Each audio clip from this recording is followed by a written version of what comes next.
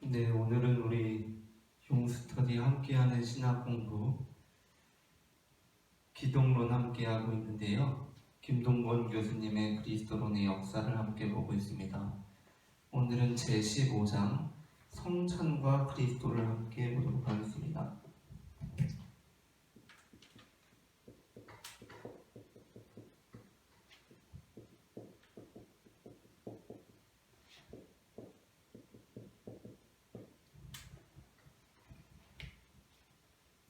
오늘은 성찬과 그리스도에 대해서 함께 볼 거고요. 이전에 우리가 10세기, 11세기에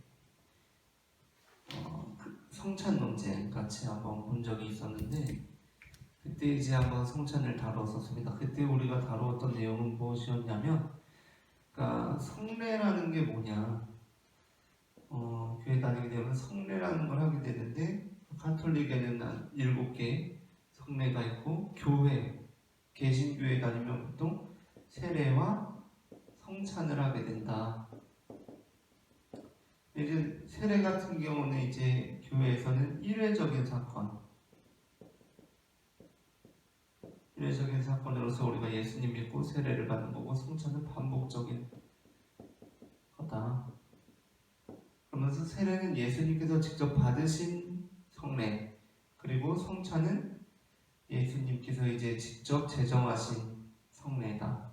이렇게 우리가 나누었었고, 특별히 이제 성찬과 관련해서 나누게 되는데, 그 전에 가톨릭의 입장은 뭐였냐면 바로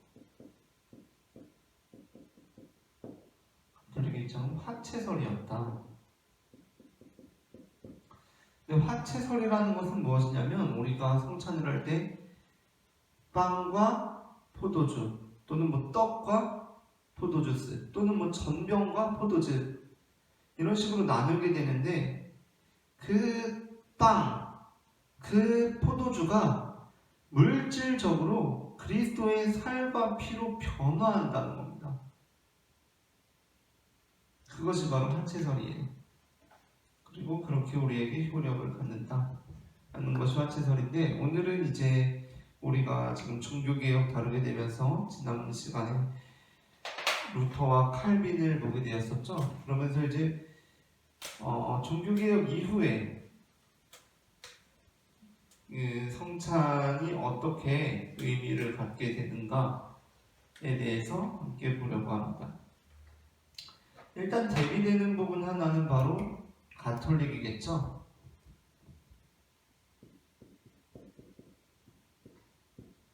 가톨릭의 입장이 하나가 대비가 되겠고, 기본적으로 대비가 되겠고, 그 다음에는 이제 루터의 입장이 있겠고, 그 다음에는 뭐 칼빈의 입장이 있겠고, 그리고 이제 루터하고 관련 선상에서 이제 츠빙글리라는 인물이 나옵니다. 그러니까 종교개혁에서 가장 중요한 인물을 한 사람 꼽으라고 한다면 대부분 루터를 꼽지 않을까 싶어요. 그리고 두 사람 꼽으라고 한다면 아마 루터와 칼빈을 꼽겠죠. 근데 세 사람 꼽으라고 한다면 아마 루터, 칼빈, 츠빙글리 이렇게 꼽히게 될 것 같은데, 그러면서도 흥미로운 점은 무엇이냐면 루터와 칼빈과 츠빙글리가 다 입장이 다르다는 겁니다. 그러니까 가톨릭으로부터 나오게 될 때 이들이 가지고 있던 신학적인 입장이 다 달랐고, 그것이 어떻게 달랐는지를 함께 보려고 합니다. 우리 교재에서는 성찬이라는 것이, 성찬을 어떻게 이해하느냐가 특별히 그리스도론적인 입장과 관련이 있기 때문에 굉장히 중요하다라고 이렇게 말하고 있어요. 그리고 또한 성찬이라는 것은 우리가 그 성찬에 참여함으로써 그리스도의 몸에 참여하게 되는 거잖아요. 그러면서 사실 성찬은 우리가 그리스도의 몸된 하나의 지체다라는 메시지를 우리에게 주는 것인데, 그 성찬이라는 것이 오히려 서로의 입장을 나뉘게 하고 갈라지게 하고 나중에는 찢어지게 만드는 그러한 길로 가게 되었다는 것은 참 아이러니한 일이다. 그러면서도 안타까운 일이다 라고 이렇게 시작을 하고 있어요.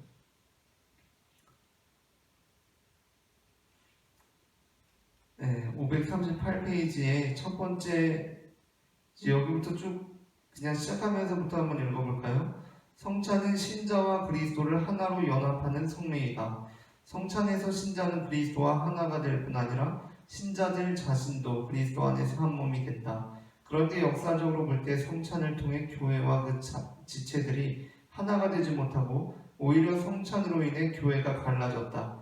린드백은 그 안타까움을 이렇게 표현했다라고 하면서 후기 자유주의 신학자인 린드백의 린드백의 글을 인용하고, 그러면서 이제 린드백이 또 교회 일치에 대해서도 굉장히 힘썼던 사람이거든요. 중세 연구가기도 하고, 어쨌든 그러한 내용의 글을 쓰고 있습니다. 그러면서 이제 중점적으로 다루게 되는 것은 뭐냐면, 우리 이제 소제목으로 이어지기도 하는데, 성찬에서 중요한 건 뭐냐면 그리스도의 임재 방식에 대해서 일단 말하고 있고,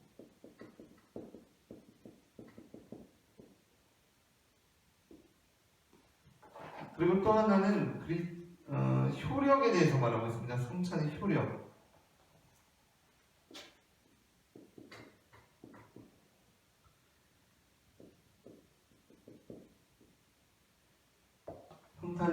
성찬의 효력에 대해서 이렇게 말을 하고 있는 건데, 자, 일단은 우리가 이제 이 부분을 보게 되면 카톨릭은 어떠한 입장인가?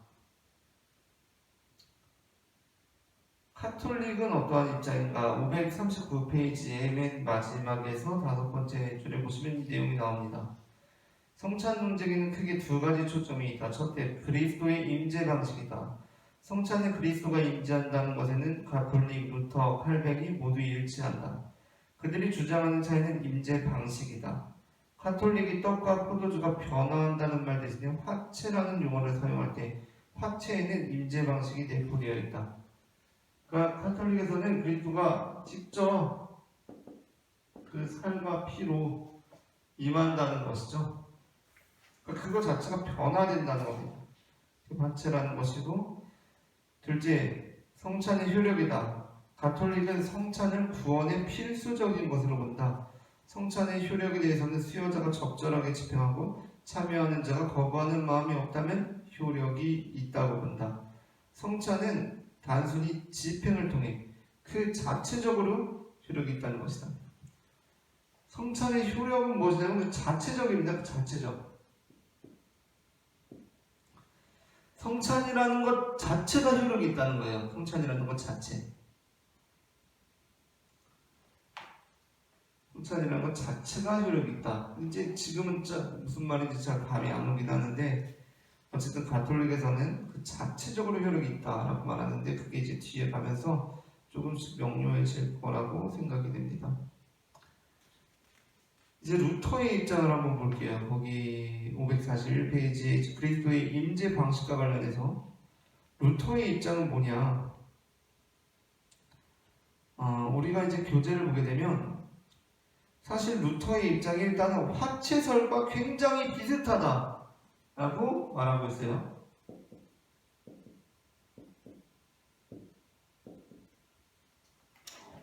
루터의 입장이 화채설과 비슷하다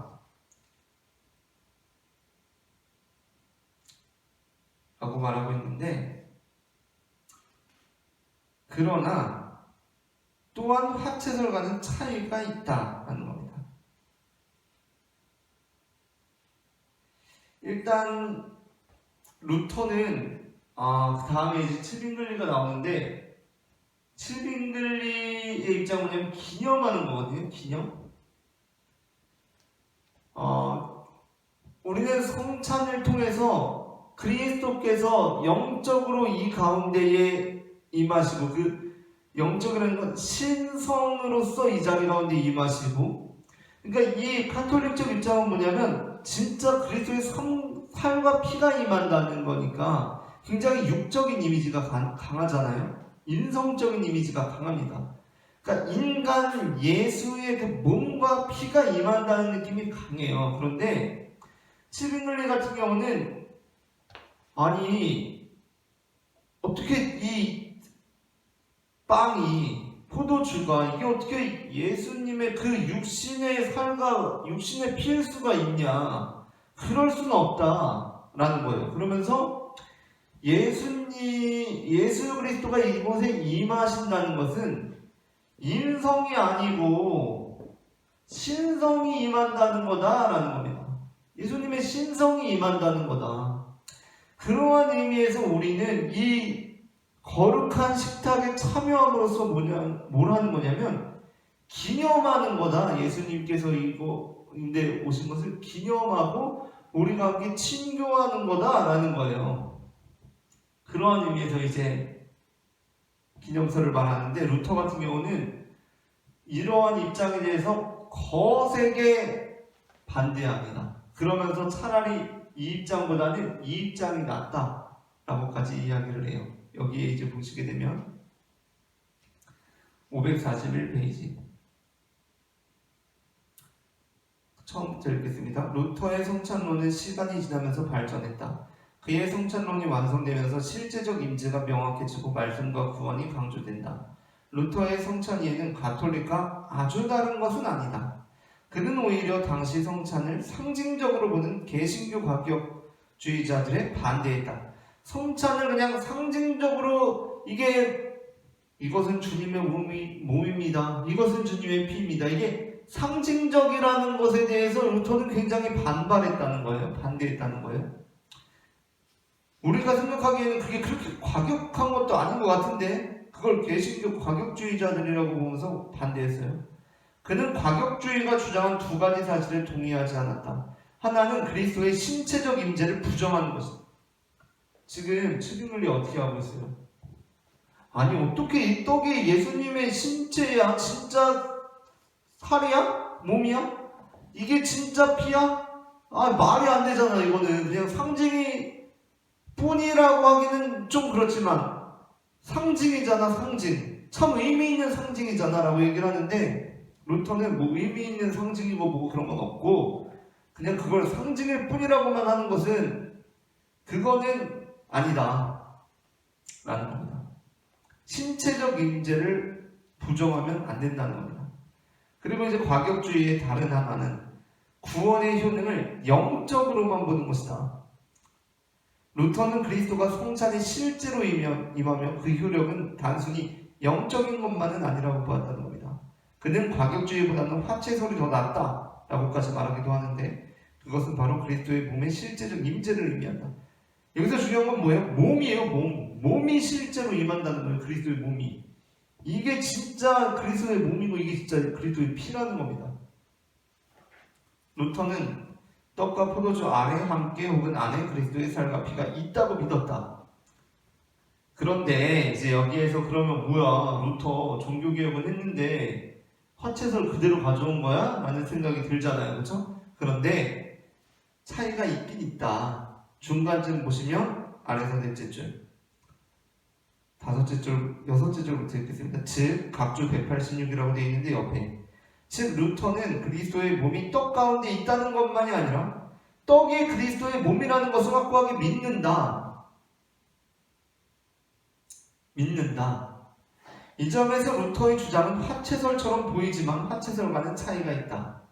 그는 성찬의 떡과 포도주가 직접 변화하는 것이 아니라 그리스도 자신이 살과 피를 가지고 임한다고 보았다. 떡과 포도주와 함께 그리스도의 살과 피가 실제한다는 말이다.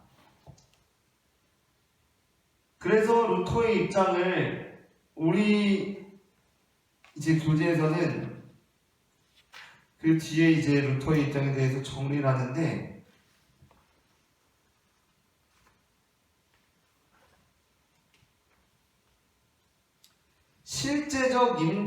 실제적 임재설이라고 이렇게 정리를 하거든요. 실제적 임재설. 그러한 의미에서 화채설하고는 차이가 있고 실제적 임재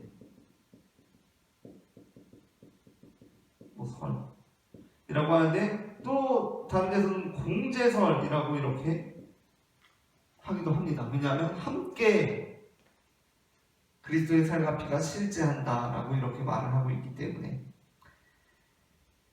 근데 이제 여기에서 한 가지 주의 깊게 우리가 보고 넘어가야 할 것은, 루터가 이 실제적 임재를 말하는, 주장하는 이유 중에 하나가 뭐냐면, 그 이제 인용되어 있는 부분이에요. 542페이지에.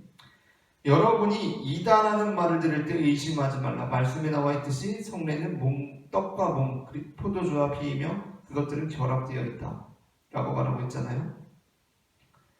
그러면서 이제 위에 542페이지 우리가 지나쳐온 부분인데, 각주 185페이지 옆에 번호 쓰여 있는 옆에 보면, 나아가 루터는 이것은 내 몸이니라 라는 구절을 해석하면서 떡을 몸으로 본다.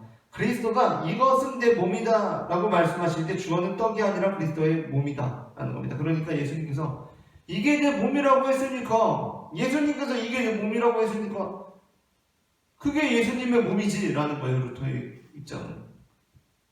나중에 이제 칼빈의 입장에서 나오는데, 칼빈은 그것을 문자주의적이라고 봅니다.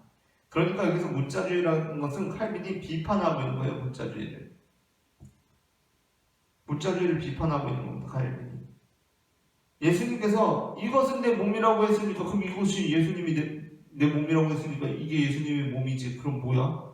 그걸 상징으로 해석한다고? 말도 안 돼. 예수님이 그걸 상징이라고 얘기 안 했잖아 라고 하는 것은 우리 교재에는 나오진 않지만 이런 것과 똑같은 거예요. 예수님께서 내가 길이요 라고 했잖아요. 그렇죠? 그러면 예수님께서 거기서 내가 길과 같다, 나는 길의 상징이다라고 한 게 아니라 나는 그 길이요라고 했으니까 예수님이 무슨 길이에요? 길? 예수님이 무슨 길입니까? 아니잖아요. 그죠?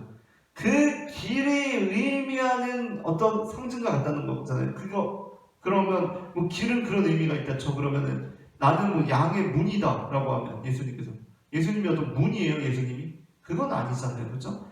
그것이 어떤 의미에서 상징적으로 연결이 된다는 거잖아요. 그렇죠? 그러니까 우리가 여기에서 예수님이 나는 이것은 내 몸이다, 이것은 내 피다라고 했다고 해서 우리가 그것을 진짜 예수님이 여기 이게 내 몸이고 이게 내 피라고 했잖아 라고 한다는 것은 너무나 말 그대로 문자주의적인, 어떠한 방식으로도 그게 말이 되지 않는 해석이라는 겁니다. 그렇게 이제 나중에 가게 되면 이렇게 말을 하게 되고, 그래서 이제 루터 같은 경우는 상징이라는 것에 대해서 굉장히 부정적으로 보면서 이렇게 이야기를 하고 있습니다.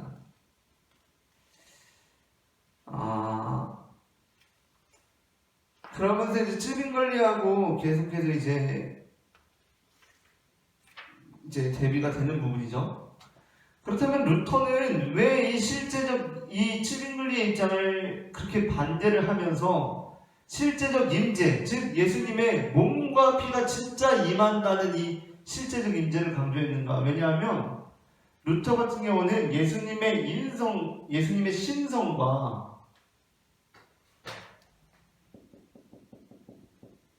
인성이 서로, 그러니까 신성과 인성이 강력하게 결합되어 있다고 보았기 때문이었어요. 그러니까 루터가 츠빙글리의 입장을 반대할 때, 츠빙글리 같은 경우는 우리가 그걸 기념해, 그리고 참여해. 어떻게 그럴 수 있지? 그리스도의 몸과 피가 실제로 임하는 건 아니지만 우리가 그거에 참여를 하고 그게 효력이 있어. 왜? 그 이유는 그리스도께서 신성으로서 이곳에 임재하기 때문이야. 이게 진짜 예수님의 인성, 육체의 몸이고 이게 진짜 피라는 건 말도 안 되는 소리지. 하지만 예수님께서는 신성으로서 이 자리 가운데 임하셔 라는 인성과 신성이 그래서 구분되죠. 구분을 넘어서 분리가 된다는 겁니다. 분리. 이러한 입장에 서 있는데 루터 같은 경우는 그거는 말도 안 되는 소리라고 생각했다는 거예요. 왜냐하면 예수 그리스도라는 분은 신성과 인성이 강하게 결속되어 있고 결합되어 있는 분이기 때문에 인성은 따로 있고 인성은 임재하지 않으면서 신성만 임재하는 방식은 있을 수가 없다는 거예요. 예수님의 몸은 현존하지 않고 예수님의 어떤 영만 현존한다? 예수님의 신성만 현존한다? 그거는 있을 수 없다는 겁니다. 그리스도론적인 면에서. 그래서 이제 루터는 이러한 실제적 임재설을 이제 주장했던 거고, 츠빙글리 같은 경우는 이것이 구분되고 분리될 수 있다고 봤기 때문에 이제 기념설을 강조하게 되는 부분인데, 이제 이 부분을 읽어보면 우리가 어느 쪽에 서게 되는지를 고민해보게 되는데, 543페이지에 보게 되면 543페이지부터 나오고 544페이지에 보게 되면 그 첫째, 둘째, 셋째 나왔고 544페이지에 6번째 줄 보게 되면 성찬 논쟁의 초점이 된 성서구절은 이것은 내 몸이니라와 이것은 나의 피고 언약의 피니라이다. 츠빙글리는 나는 생명의 떡이니에 근거해서 그 성서구절들을 상징적으로 해석한다는 겁니다. 츠빙글리는. 아까 루터는 뭐예요? 그게 상징이 될 수 없다고 봤어요. 그런데 츠빙글리는 상징적으로 해석해요. 즉 무엇이다 라는 것은 문자적인 등식을 나타내는 것이 아니라 표상하다, 상징하다를 뜻한다는 것이다. 츠빙글리는 그리스도가 자신의 몸과 피를 준 것도 그리스도를 기념하는 것으로 해석해서 이렇게 말한다. 몸과 피를 우리에게 주신 것을 기억하는 것이다. 츠빙글리에게 성찬의 의미는 그리스도의 몸을 먹는 것이 아니다. 회중들 앞에서 떡과 포도주를 받을 때 가장 중요한 일은 공개적으로 그리스도를 믿는다고 고백하는 것이다. 즉 츠빙글리는 그리스도의 신체적 임재 여부, 몸, 진짜 그 인성적인 그 예수의 육체가 임하는 것은 구원과 연관이 없다고 봤다. 츠빙글리의 성찬 사상에는 성찬의 구원론적인 의미가 없기 때문에 성찬에서 신자들의 신앙과 친교가 강조된다. 츠빙글리에게 성찬은 그리스도를 기념하여 신앙을 위한 것이다. 신자가 떡과 포도주를 먹는 것은 영적인 것으로 그리스도의 의와 사죄와 은혜를 고백하는 것을 의미한다라는 겁니다. 그러니까 츠빙글리는 성찬 자체에 어떤 구원과 관련된 효력은 없다고 본 겁니다. 그러나 루터는 성찬과 구원이 강력하게 연결되어 있다고 믿었어요. 그래서 츠빙글리는 그런 게 중요한 게 아니라 우리가 기념한다는 것이 중요하다는 겁니다. 저희 교회에서도 성찬을 하기 전에 저희는 굉장히 간소화된, 어떻게 보면 오늘 교재에서 보면 적절한 방식이라고 볼 수 있을까라고 의문이 들기까지 하긴 하지만 굉장히 간소화된 성찬을 진례를 하는데, 거기에서도 짧게 이제 함께 찬송을 부르는 것 중에 마지막이 십자가 기억하리입니다. 십자가 기억하리.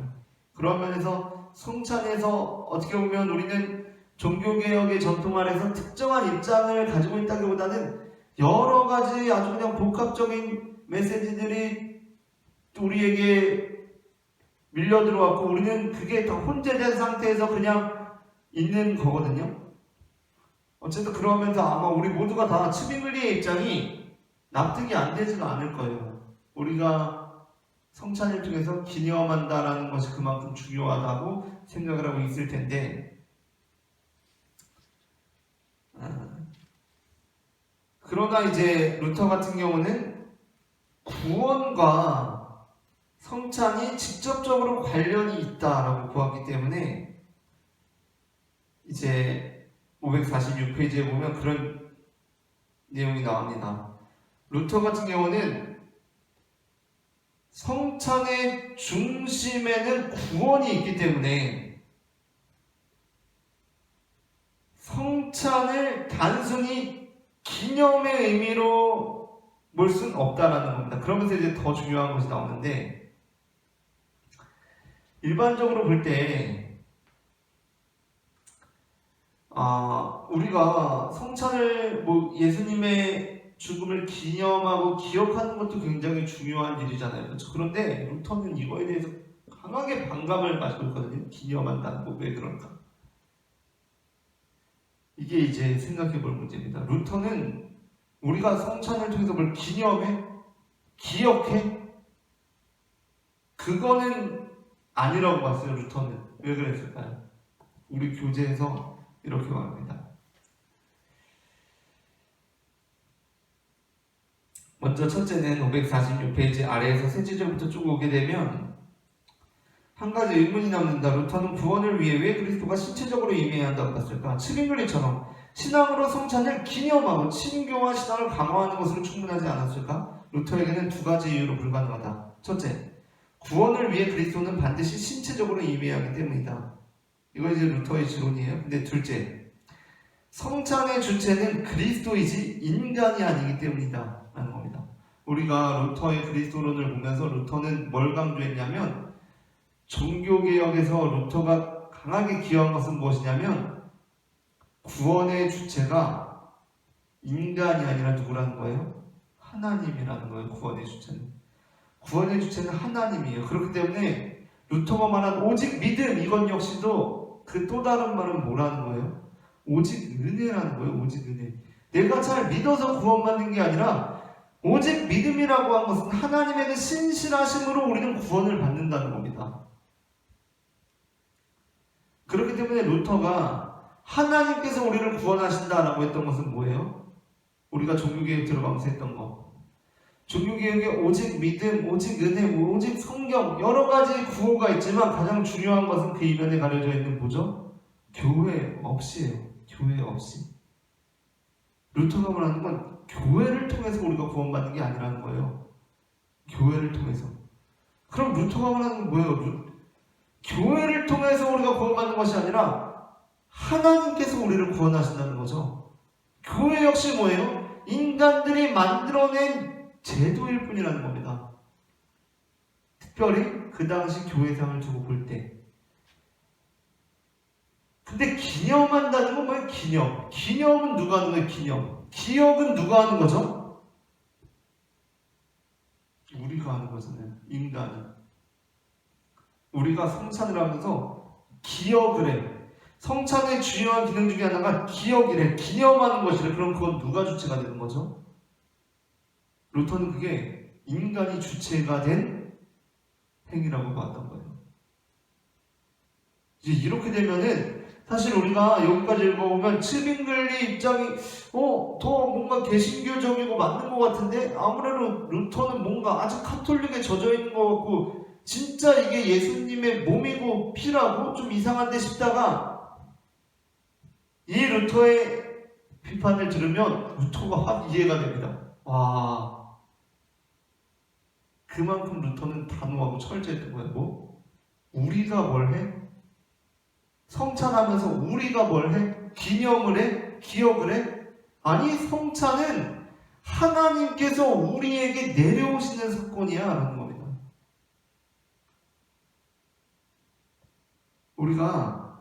우리 교재에서도 그런 얘기가 나오는데 제사하고 예배가 강력하게 이제 유사성이 있습니다. 그죠? 구약시대에 예를 들자면 제사잖아요. 제사.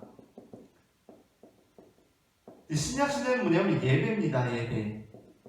그래서 마치 제사와 예배가 거의 비슷한 것처럼 시대만 바뀌었지 거의 비슷한 것처럼 이렇게 우리 이해될 수도 있어요. 그런데 우리 교재에서도 나오지만 제사와 예배는 완전히 다른 겁니다. 왜 그렇죠? 제사라는 것은 무엇이냐면 방향이 우리가 하나님께 올려드리는 거예요. 올려드리는 거. 희생제사죠. 우리가 하나님께 올려드리는 거예요. 그런데 아래로부터 위로 향하고 있죠. 그런데 예배는 뭐예요? 예배? 예배는 하나님께서 우리에게 내려오시는 사건이라고 하는 거예요. 루터는. 그러면서 성찬 역시도 하나님께서 우리에게 무언가를 행하시는 사건이지 우리가 무언가를 행한다고?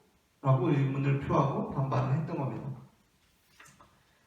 그러한 면에서 이제 루터는 이제 성찬에서 뭐 상징, 징표 그런 모든 종류의 표상주의를 단호하게 거부했다라는 겁니다. 547페이지 맨 아래에서 한 10번째, 8번째 줄 보시면 만약 성찬이 그리스도를 기념하는 것이라면 인간이 능동적이 된다. 루터로서는 받아들일 수 없는 것이다 라는 겁니다. 그러면서 이제 인성과 신성, 속성의 교류 이런 것들 앞서 우리가 다루었던 것들이 이어져서 나오고 있는 부분이고요. 그렇다는 거예요. 그러면서 이제 루터와 츠빙글리의 입장이 이렇게 정리가 되고, 칼빈 같은 경우는 어떠냐? 일단 칼빈 같은 경우는 루터와 츠빙글리의 중간 정도의 입장으로 보일 수도 있어요. 우리 교재에서도 그렇게 말하죠. 칼빈의 입장은 루터와 츠빙글리의 중간 정도의 입장으로 보일 수도 있다. 그러나 칼빈의 입장은 그냥 중간으로 볼 수만은 없다라는 겁니다. 그러면서 이제 다시 정리를 하고 있어요. 549페이지에 보게 되면 한 칸 띄어서 이제 세 단락으로 시작되죠. 칼빈은 가톨릭의 화채설, 루터의 실제적인 제, 츠빙글리의 기념설 모두를 비판했다. 그러니까 우리가 좀 다른 거 비판하고 나는 여기에 가까워라고 하면 편한데 칼빈은 또 이 입장밖에 없을 것 같은데 이걸 또 다 비판했대요. 그러면서 칼빈은 어떻게 하고 있는가? 칼빈은 549페이지 맨 아래에서 칼빈은 성찬의 물질적 요소는 단순히 표상이라고 보았고 그리스도가 살과 피라는 물질로 임재하는 것은 아니라고 생각했다. 이 차이가 칼빈과 루터의 성찬론을 결정적으로 다른 모양으로 만든다 라는 겁니다. 물론 루터하고 유사한 부분이 있긴 하지만 분명히 다르다는 거예요. 일단 루터 같은 경우는 상징으로 보는 면이 있습니다. 그런 면에서 루터하고는 완전히 다른 것이죠. 그렇죠? 그러나 그 상징으로 보이는 것이 단순히 상징으로 끝나는 것은 아니라는 거예요.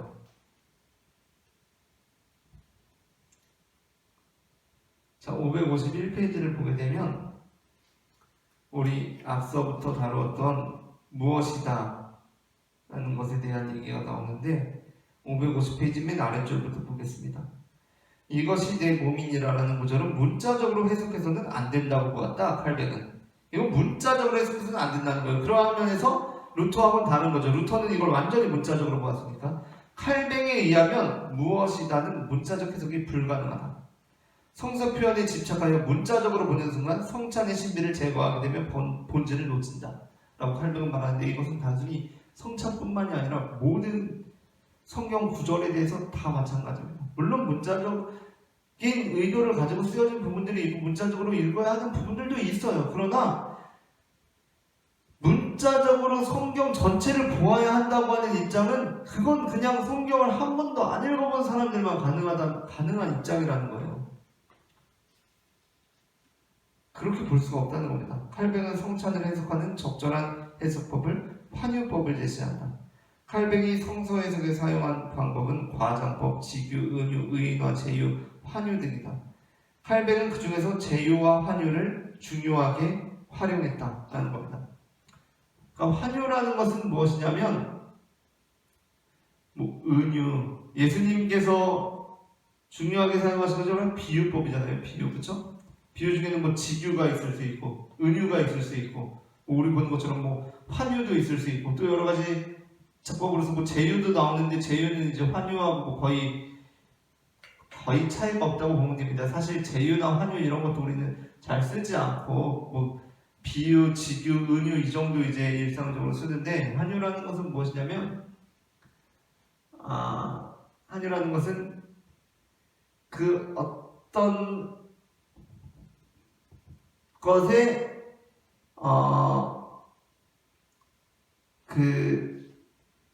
어떤 것의 인접성에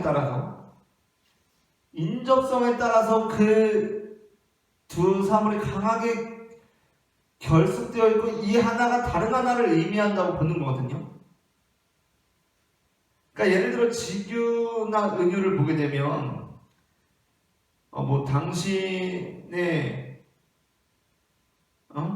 당신의 눈은 호수와 같습니다라고 하거나 당신의 눈은 호수입니다라고 하거나 그런 식으로 되는 거잖아요, 그렇죠? 그런데 그 사람의 눈과 호수는 사실은 인접성적인 면에서는 차이는 없는 거예요, 그죠? 그러니까 유사성적인 면에서 차이는 있는 거지. 어떠한 면에서 그 둘이 유사하다는 거예요. 그런데 환유에서 중요한 것은 유사성보다도 인접성이에요, 인접성.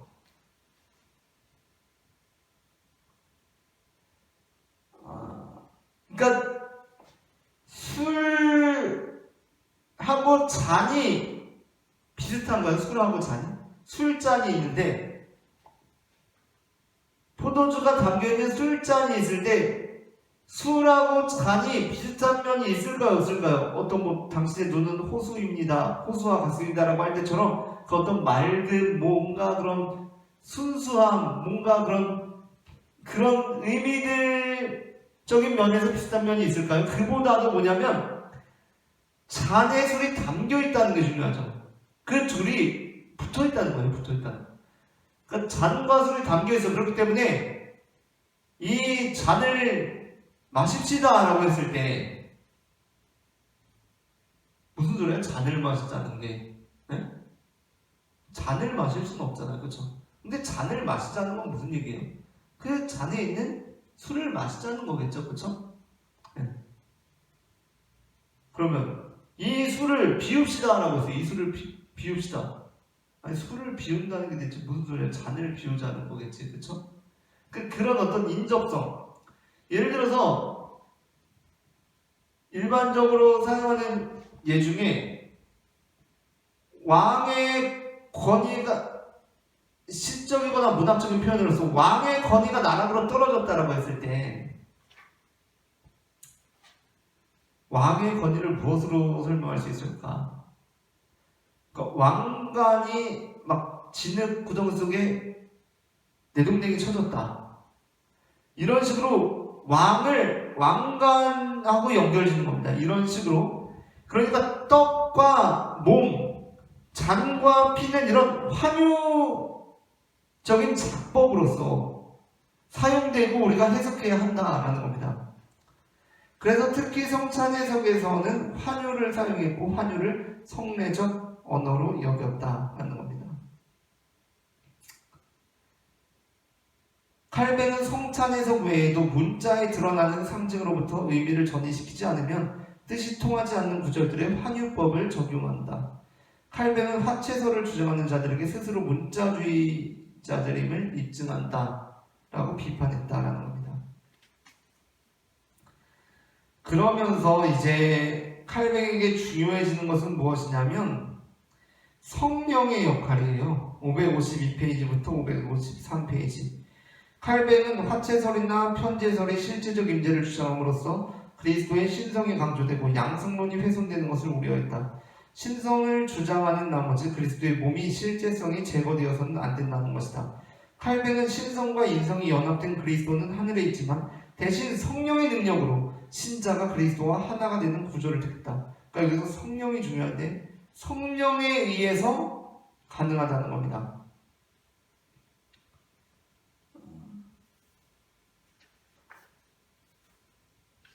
그러면서 칼뱅의 성찬론을 영적 임재설이라고 부르는데 그런 면에서 이 영적 임재설이라는 것은 단순히 영적으로만 임재하는 것으로 이해해서는 안 된다는 거예요. 단순히 영적으로 임재한다는 것이 아니라 이 영적 임재설이라는 것은 성령을 통한 실제적 임재다라는 겁니다. 실제적 임재는 루터가 했던 거잖아요. 그렇죠? 그리고 츠링글리는 기념설을 하면서 신성을 강조했죠. 그렇죠? 그런데 칼빈 같은 경우는 영적 임재라고 해서 츠링글리에 가까운 게 아니라는 거예요. 뭐냐면 칼빈은 성령을 통한 영적 임재라는 겁니다. 영적 임재 아니고 실제적 임재라는 겁니다. 실제 임재. 실제 임재는 루터의 입장이잖아요. 그렇죠? 그런 면에서 칼빈의 입장은 단순히 루터와 체밍글리의 중간 정도의 입장이 아니라 또 다른 강조점을 가지고 있는 성찬에 대한 신학이라는 것입니다. 그러면서 우리가 그 전에 칼뱅의 그리스도론에서 예정서를 보면서도 우리가 다뤘던 건데 555페이지를 보게 되면 이제 칼뱅이 우리가 이제 앞에 보게 되면 칼뱅의 영적 임재를 어떻게 이해해야 되냐. 칼뱅에 의해서는 그것이 영적인 것처럼 보이기도 하고 실제적인 것처럼 보이기도 한다. 대체 칼뱅을 어떻게 이해해야 되냐라고 하는데 555페이지에 앞서 보았듯이 중간쯤 있고요. 그 둘째 줄. 그러면 왜 칼뱅에게 실제적 임재로 보이는 구절, 곧 영적 임재와 상충되게 보이는 구절이 있는가? 그 이유는 일부 실제적 임재로 보이는 구절은 문자적인 의미가 아니라 칼뱅의 신학적 표현이기 때문이다라는 겁니다.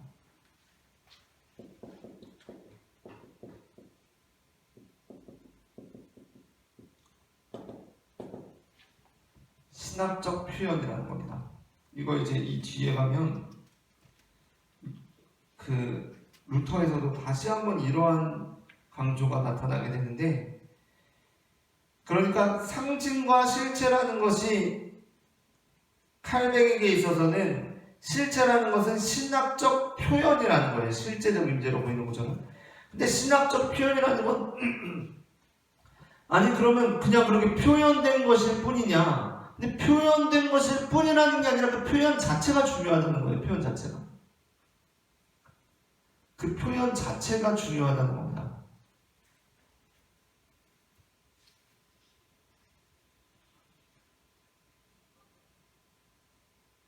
그 다음에 이제 성찬의 효력에 대해서 이제 함께 보게 될 텐데, 성찬의 효력은 카톨릭적인 입장에서라면 앞서 말씀드렸던 것처럼 그 자체적으로 효력이 있다라는 건데, 루터와 칼뱅 같은 경우는 성찬의 타당성 여부가 집행자에게 있다고 보지는 않는다. 성찬 수여의 타당성이 사제의 개인적인 영성이나 죄성에 의해 좌우될 수 없다는 것이다 라는 겁니다. 그러니까 집행자가 중요한 게 아니라는 건데, 이건 이제 이 뒤에 가게 되면 또 다른 면에서 다시 다루어지기 때문에, 카톨릭의 입장은 뭐냐면, 카톨릭의 입장에서는 집행자가 중요한 게 아니에요. 뭐냐면 그 사건 자체가 의미가 있다는 건데,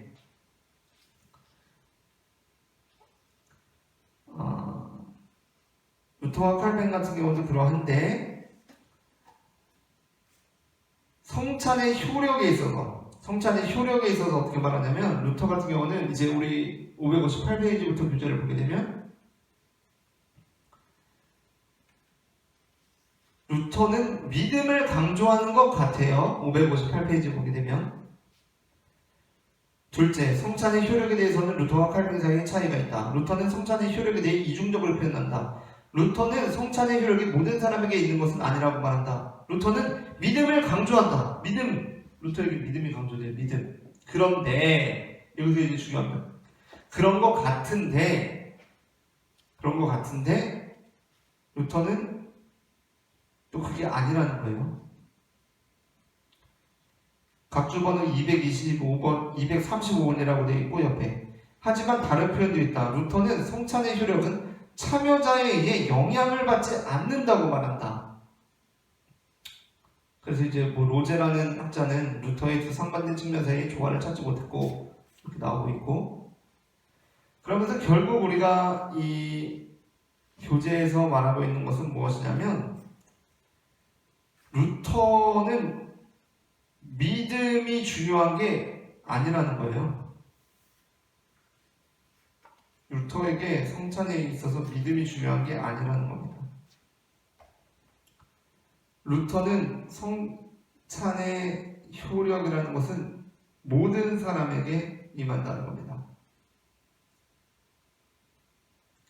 인간의 믿음의 영향을 받지 않는다. 559페이지 5번째 줄. 성찬의 효력은 인간의 믿음의 영향을 받지 않는다.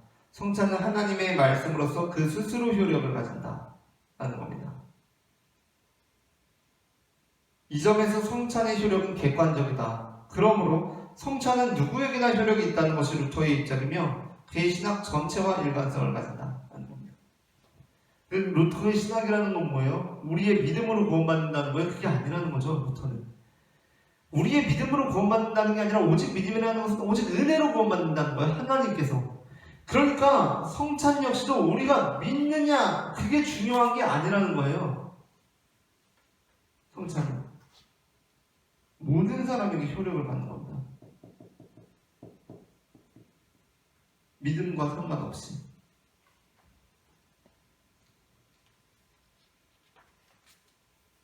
근데 이제 또 여기에서 다시 한번 이제 빠져나갈 여지를 만들고 있어요. 561페이지. 하지만 오해를 피해 성찬의 효력에 대해 부언할 것이 있다. 루터는 성찬에서 여전히 믿음을 강조한다. 라고 하면서 다시 한번 이제 그래도 루터가 믿음을 강조하기도 하기 때문에 그러니까 믿음을 강조한다고 했다가 하지만 사실은 믿음이 아니다. 루터에게 그러한 믿음보다도 하나님께서 우리에게 주시는 은혜 그것이 더 중요하다라고 나가게 되면 또 믿음을 강조한 부분도 있긴 있거든. 그러니까 이제 믿음에 대해서 다시 한번 말을 정리를 해주는 부분이고요. 여기에서 이제 그게 나옵니다. 위에서 올라가는 희생제사, 아래로부터 올라가는 것 이렇게 성찬 이렇게 나오고 있는 부분이고, 그렇다면 이제 칼뱅의 입장은 뭐냐? 여기에서 이제 다시 한번 이게 대비가 되고 있어요. 칼뱅의 입장은 뭐냐면 믿음입니다. 믿음. 치빙글리는 여기서 딱히 뭐 다루어지진 않는 것 같고, 칼뱅이 루터와 대비해서 믿음이 강조되고 있어요. 칼뱅에게 중요한 것은 믿음이었다.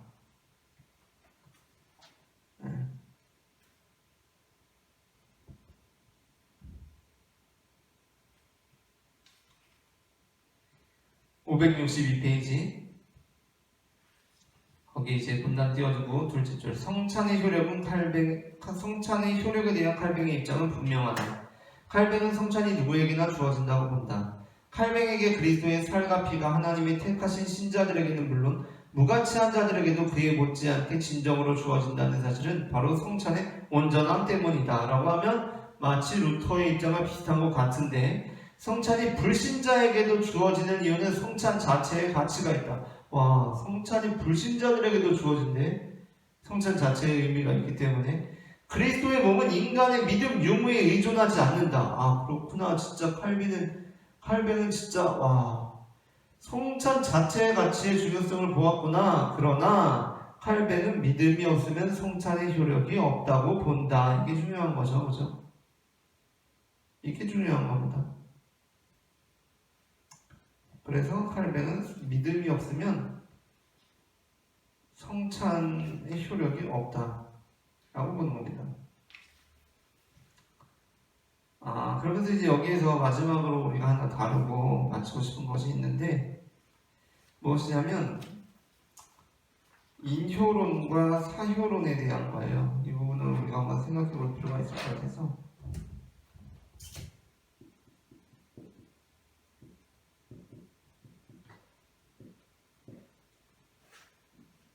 564페이지에 그 아래 부분입니다.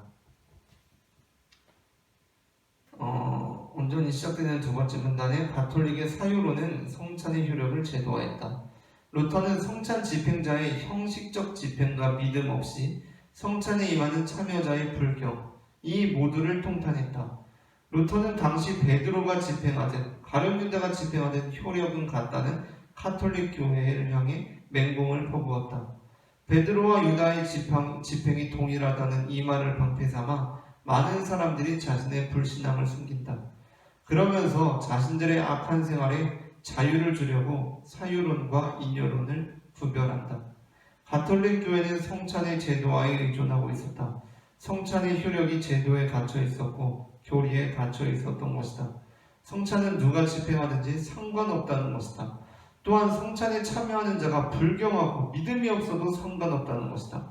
당시 교회에서 성찬의 효력은 제도적으로 주어지는 것이었다. 루터와 칼뱅은 분노했다 라는 겁니다.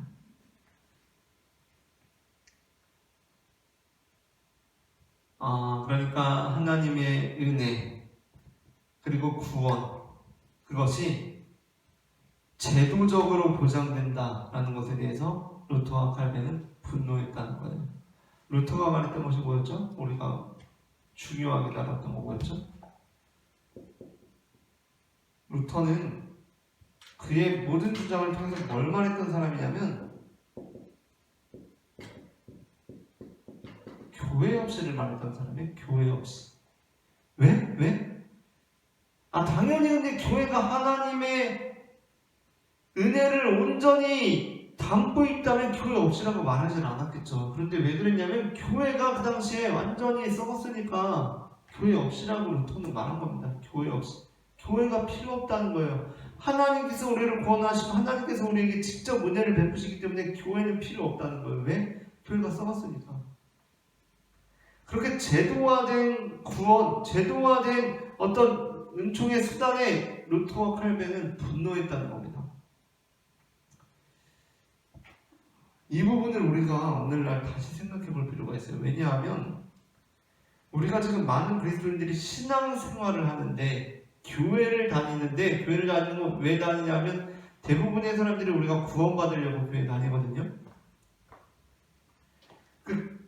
꼭 구원받으려고 교회를 다니지 않을 수도 있지만 그 교회에 다니는 게 좋아서 다닐 수도 있지만 어쨌든 교회라는 것은 하나님과 연결이 되어 있어야 되잖아요. 하나님과. 교회는 사모임이 되어서는 안 되잖아요. 그죠? 사모임으로 교회를 다닌다고 하면 할 말은 없습니다. 나는 교회 다니는 게 재밌어, 좋아, 교회 다니는 게 너무 좋아라고 하면 할 말은 없는데 그냥 하나님이 심지어 없어도 상관이 없어. 왜? 교회 다니는 게 재밌으니까 라고 하면 상관은 없지만 하나님과 적어도 우리가 교회가 연결되어 있다라고 보았을 때 우리는 교회를 어떻게 다니고 어떻게 신앙생활해야 하는가. 그 교회가 우리는 바른지를 검토해야 된다. 교회가 바른지. 많은 사람들이 모든 교회에 하나님의 은혜가 임한다라는 말로 그 말을 방패 삼아 자신의 불신앙을 숨긴다. 누가 집행하든 상관없이 모든 성찬에는 성찬이라는 사건 자체에 하나님의 은혜가 전달되기 때문에 그것을 전하는 사람, 집행자와 상관없이 하나님의 은혜가 임한다 라는 것에 대해서 루터와 칼빈은 분개했다는 거예요. 왜? 그것을 통해서 자신들의 불신앙을 숨기고 있기 때문에, 그냥 편리하게 하고 있기 때문에. 그렇다면 우리는 어떻게 해야 되죠? 어떻게 해야 되죠? 잘못된 집행자가 행하는 성찬의 은혜가 나타날 수 없다 라고 믿어야 된다는 거예요. 잘못된 교회, 변질된 교회를 통해서 하나님의 은혜가 임하지 않는다. 많은 사람들이 교회가 잘못됐다는 걸 알면서도 그 교회를 떠나지 않고 그 목사를 떠나질 않아요. 왜 그럴까요? 자신들의 불신앙을 숨기기 때문이에요. 그래도 교회니까, 그래도 목사님인데 저 사람을 통해서, 저 교회를 통해서 나에게 하나님의 은혜가 이렇게 연결되어 있을 거야 라고 우리의 불신앙을 숨기고 있다는 겁니다. 루터와 칼빈이 거기에 통탄했대요. 분노했대요. 그러므로 우리가 한번 생각해 보아야 할 것은 루터와 칼뱅의 종교개혁 정신, 교회를 보고 목사를 보고 성직자를 볼 때 우리는 루터와 칼뱅의 정신으로 바라볼 수 있어야 하지 않느냐. 제가 목사지만 그러한 생각을 하게 되면서 오늘은 여기까지 하도록 하겠습니다. 감사합니다.